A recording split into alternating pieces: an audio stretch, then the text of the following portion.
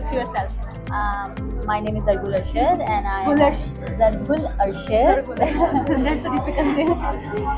And I am recently graduated from GC University Lahore. Yes, लेकिन ये जो research है वो है Lahore university of biological and applied sciences से जी। और मैंने रिसर्च बेसिकली जो मेरी BS की रिसर्च थी वो मैंने की थी कैलस इंडक्शन पे मेडिसिनल प्लांट्स की। और अब मैं जो काम कर रही हूँ मैं नैनो फर्टिलाइजर्स पे कर रही हूँ काम।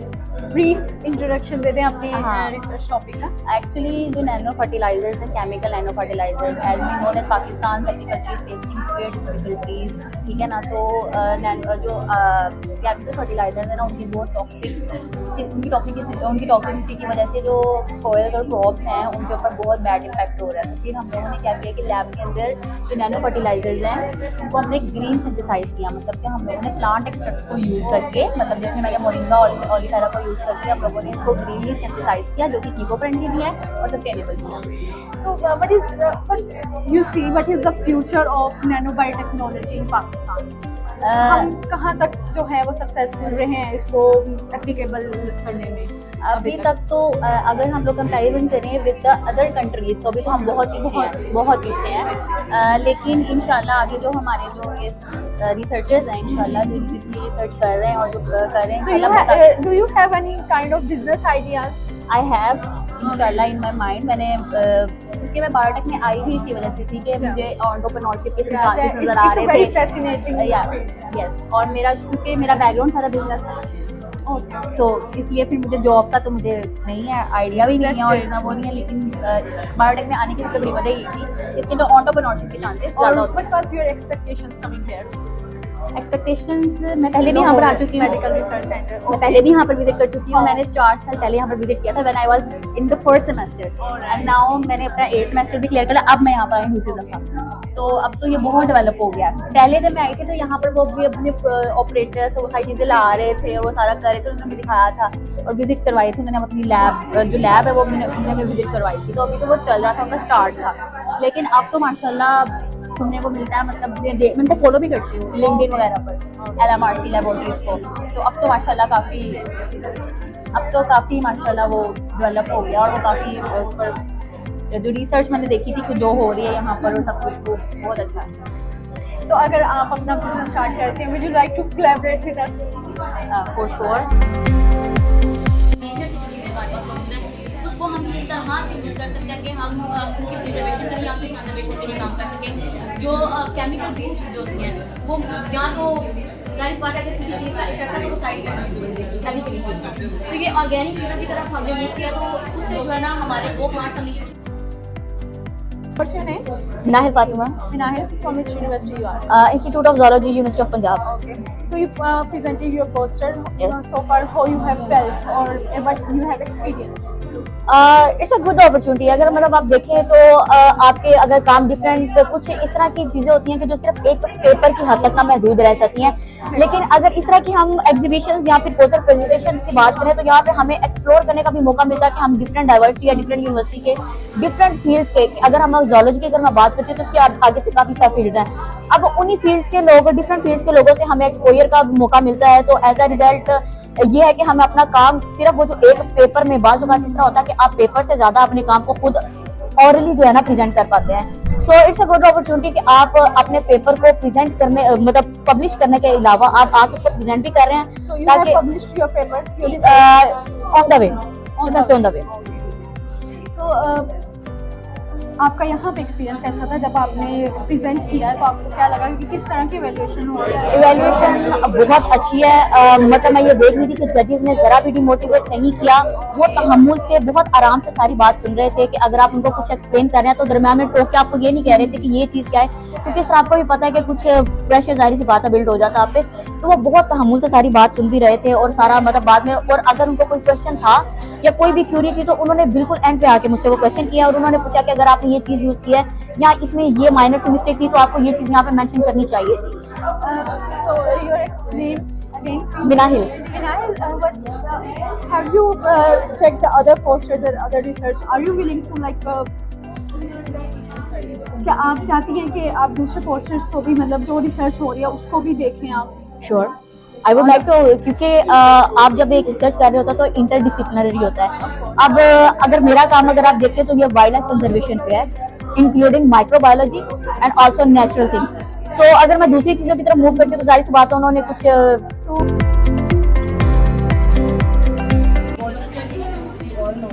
It's basically a waste tissue.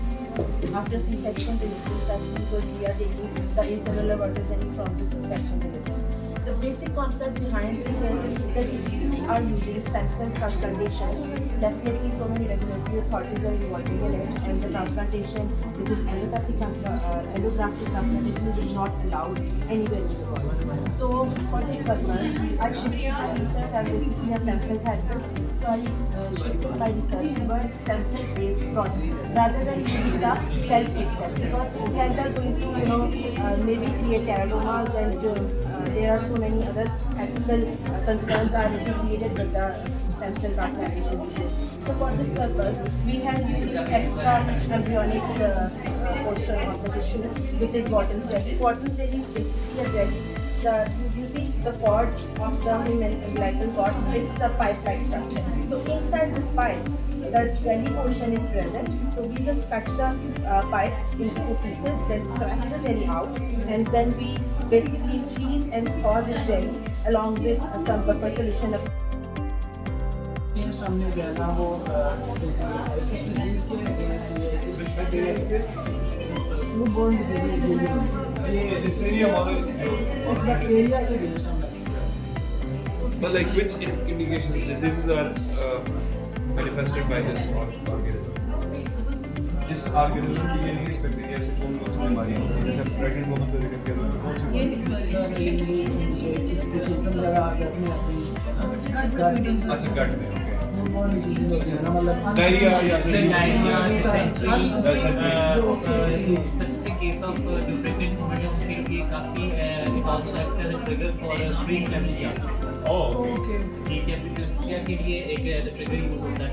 तो बेसिकली यही जो इनका टारगेट किया गया है कि इसको पहले एक दफ़ा बायोइन्फॉर्मेटिक्स टूल्स लाइक स्नैपजीन, बैशनिंग, जो भी हमारे पास बायोइन्फॉर्मेटिक टूल्स हैं, जैसे आप यहाँ पे मेथोडोलॉजी में देख सकते हैं कि पहले एंटीजेनिसिटी प्रेडिक्शन ले ली कि उसका रिसेप्टर क्या होगा, उसकी सिग्नल ट्रांसडक्शन क्या होगी, इफेक्टर क्या होगा, बेसिकली सेल सिग्नलिंग देखी, उसकी सिलेक्शन कर ली, एपिटोप सिलेक्शन कर ली, स्ट्रक्चर पे चले गए, और जो डॉकिंग के बाद हमारा लास्ट स्टेप है that is codon optimisation, keeping in view कि हमारी कोडॉन ऑप्टिमाइजेशन क्या है, कौन सा कोडॉन कौन से माइनस कोड कर रहा है, इवेंचुअली क्लोनिंग आप देख लें दैट इज मोस्ट पॉसिबली हम अगर रिस्ट्रिक्शन क्लोनिंग पे चले जाएँ तो क्लोनिंग के बाद हमें वो साइट्स मिल जाती हैं, वो जीन मिल जाता है, उसकी अवेलेबिलिटी मिल जाती है, हम उसको कौन सा उसका प्राइमर भी ऑन टारगेट चूज़ करें, बायोइन्फॉर्मेटिक टूल से जब हम इन्फॉर्मेशन ले लें तो जब वेट लैब की तरफ जाएँ हम लोग डायरेक्ट हम PCR के बजाय डायरेक्ट QPCR करें क्वान्टिटेटिव। हम दोनों और university of biological and bioscience से आए हैं। अच्छा, तो what you are presenting today? हम आज अपना जो रिसर्च पोस्टर है ना वो हम रिप्रेजेंट कर रहे हैं। बेसिकली हमारा ये पोस्टर ये है कि हमने इन सिलिको लैब यानी कि वेट लैब यूज़ नहीं की, हमने इन सिलिको यूज़ किया है। ऑनलाइन जो से हमारे पास कुछ मॉडल्स होते हैं उससे हमने एक वैक्सीन कंस्ट्रक्ट किया है जो कि लिस्टेरिया मोनोसाइटोजेंस के खिलाफ है। ये हमारे पास ऐसा बैक्टीरिया होता है जो फूड बॉर्न डिजीज कॉज करता है वुमेन्स के अंदर। और हमारे पास ब्रीफली हमें बता दें क्योंकि अभी आपकी वैल्यूएशन और ब्रीफली ये है कि हमारे पास हमने वेट लैब यूज़ नहीं की।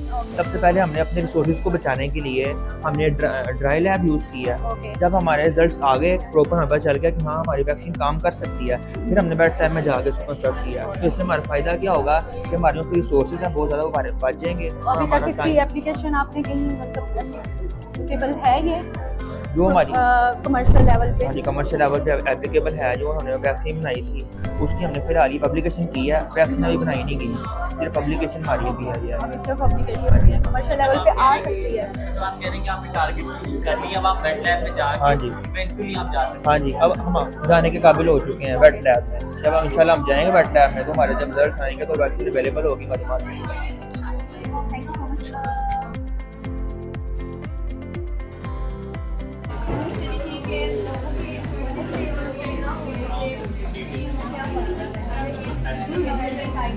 बायोटेक इसने वाइल्ड लाइफ मैनेजमेंट पे काम किया है। जो यूएस में मैं देख के आई वही प्रोडक्ट हम रेप्लिकेट करेंगे और हम जू इंडस्ट्री को सप्लाई करेंगे ताकि एनिमल हैप्पी हो। जो हमारा नेक्स्ट पीएचडी का प्रोजेक्ट है वो यही है। सस्टेनेबिलिटी और एनिमल्स के जो और वो जो हमारा एसडीजीज गोल हमारा 14 और 15 दोनों को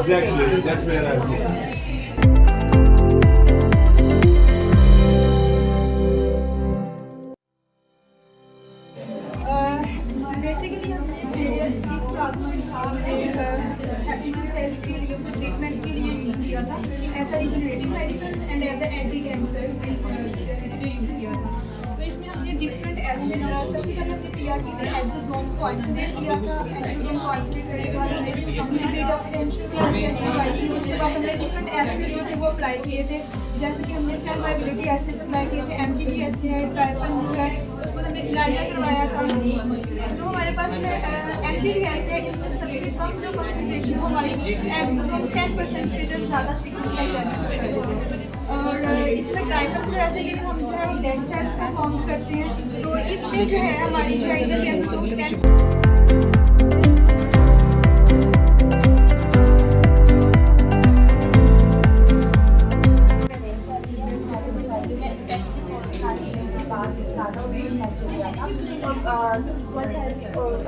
ऑर्गेनाइजेशन की रिपोर्ट कहता है कि 25% जो है एंजाइटी है वो इंक्रीज हो गई थी आफ्टर कोविड-19 के टाइम। तो हमारी स्टडी का बेसिक पर्पस ये था कि हम एनालाइज करेंगे कि उनसे प्राइमरी फैक्टर्स हैं जो इसको जो है इम्पैक्ट करते हैं एंजाइटी और सोशल लाइफ को जो है वो क्या क्या एंजाइटी की वजह से इम्पैक्ट करता है सोशल लाइफ के ऊपर। और हम देखेंगे कि कौन से फैक्टर जो है वो कंट्रीब्यूट कर रहे हैं एंजाइटी की तरफ। इसके लिए हमने जो है वो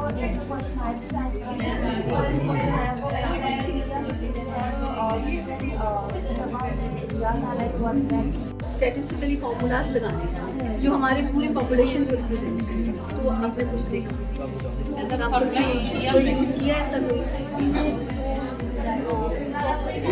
कौन सा नहीं ग्राफ वो तो आपने ये भी वैल्यू निकालने के लिए करना चाहिए ना, बट फॉर्मूला के लिए आप वो यूज कर सकते हैं। कोई ना इंक्लूजन एक्सक्लूजन क्राइटेरिया आपका डिफाइंड नहीं है, पेपर से घबराना नहीं है, इट्स गुड एक्सपाइल करो। But we are saying is that आप कोर्सेज हाल में होगी पढ़ने में क्या आप कौन सी degree year of study MPhil क्यों आप एमफिल के स्टूडेंट हो तो आपकी उम्र में तुम्हें कुछ भी नहीं पता। ऐसे बहुत बड़ी चीज है, सब सही कह रही है आप, बड़े बड़ी चीज ये तो आप जो है you feel nervous, you have done a good job। और हम जो कर रहे हैं सिर्फ जो भी थोड़ा थोड़ा आता है ना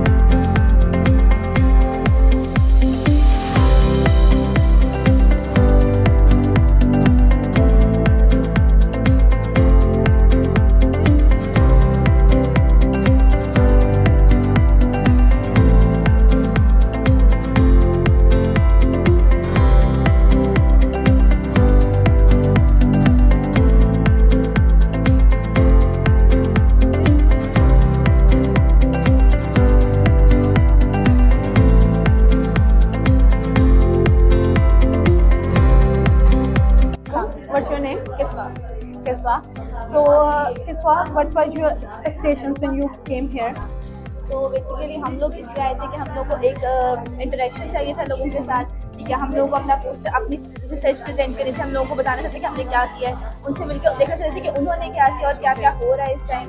तो हम लोग इस वजह से So, what you so far you have felt and experienced here?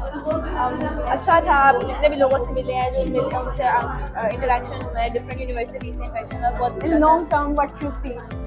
Like if you keep coming these kind of poster competitions and conferences, what you see?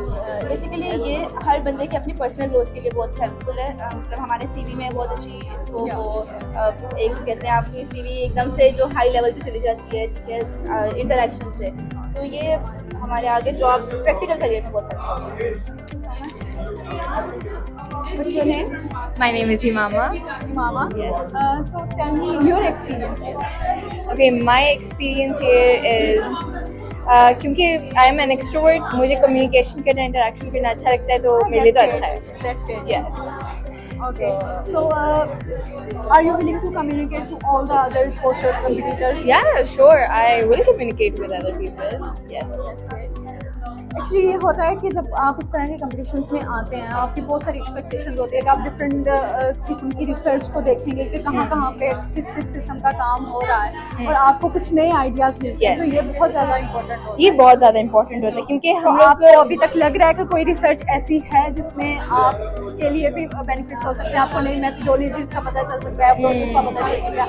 आपने यहाँ पे सबसे इंटरेक्ट किया है? जी अभी तक किया है हमने, और हम लोग अभी कर रहे हैं बेसिकली, क्योंकि अभी हम लोग अपने ही पोस्टर के ऊपर ज़्यादा काम कर रहे थे, और मतलब हमारे अपने पोस्टर पे बहुत ज़्यादा रिसर्च वगैरह का काम था, तो हुआ है बहुत ज़्यादा.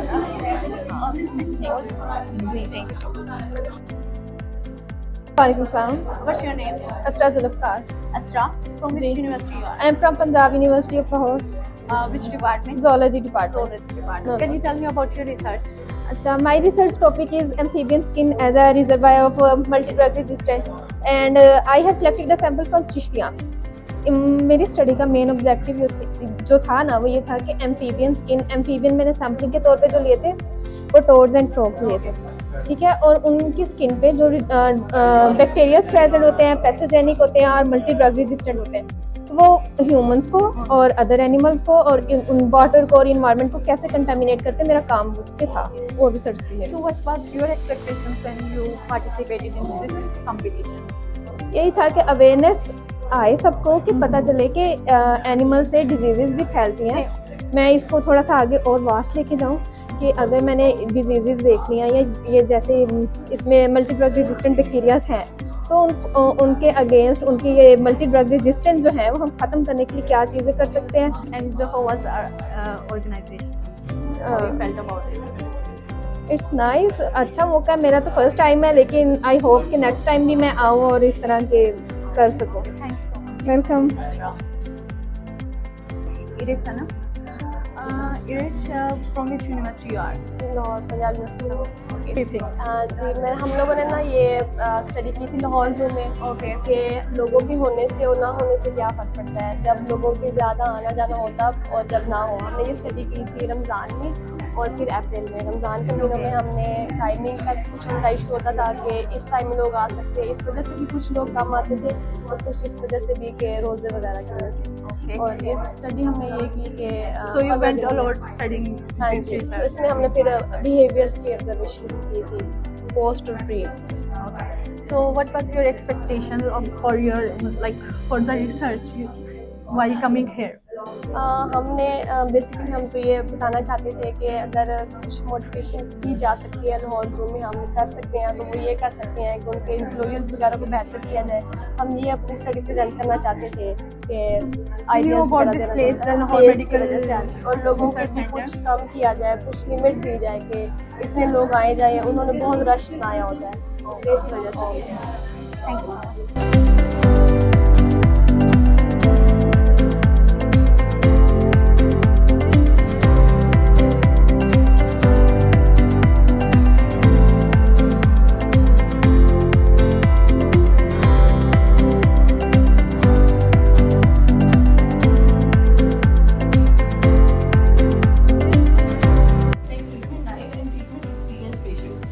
Treatment I for those patients who were receiving the HCV treatment for the very first time, and the treatment experience group was the included the patient who already got the exposure of HCV treatment, already had the hepatitis C virus infection, and they were receiving the HCV treatment for the.